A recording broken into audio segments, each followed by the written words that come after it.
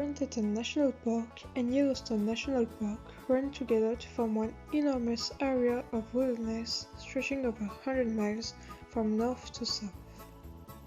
The road connecting them, Route 191, had only just been reopened for the year, and the Teton Visitors Centers were still closed.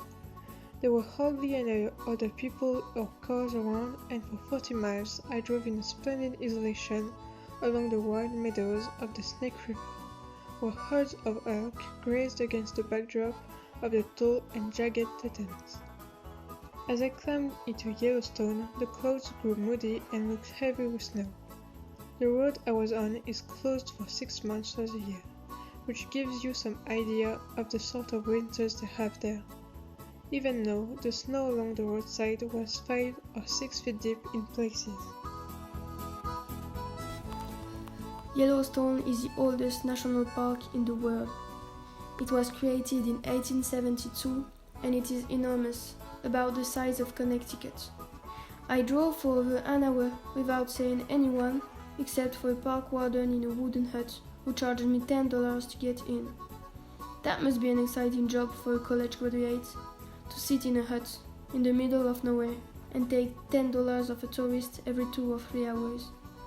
Eventually, I came to a turnoff for Green Village, and I followed it for a mile through the snowy woods.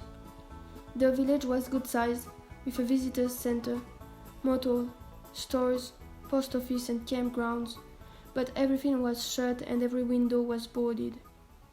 Snowdrifts rose almost to the rooftops of some of the buildings. I had now driven 70 miles without seeing an open place of business, and gave silent thanks that I had filled up with gasoline at Jackson. Grant Village and the neighboring village of West Farm are on the banks of Yellowstone Lake, which the highway runs alongside. Steam was rising from fumaroles in the lake and bubbling up through the mud by the roadside. I was in the area of the park called the Caldera. Once there was a great mountain here, but 600,000 years ago it blew up in a colossal volcanic eruption that sent 240 cubic miles of debris into the atmosphere.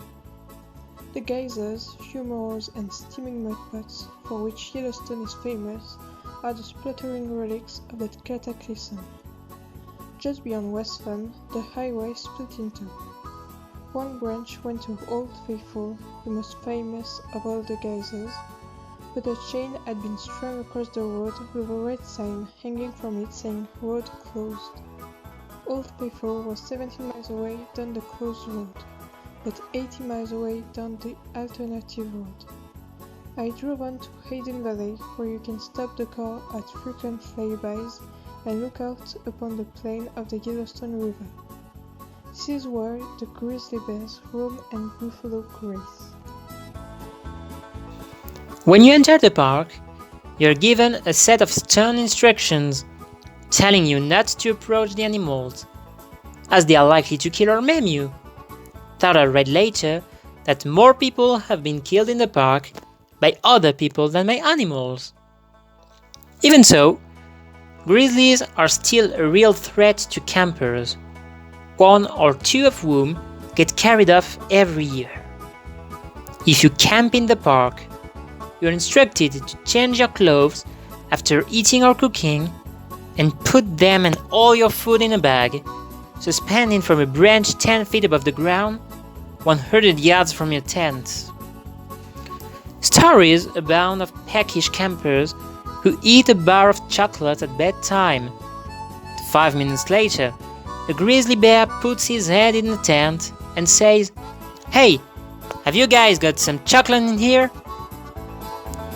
I peered out my dad's binoculars, but didn't see any bears.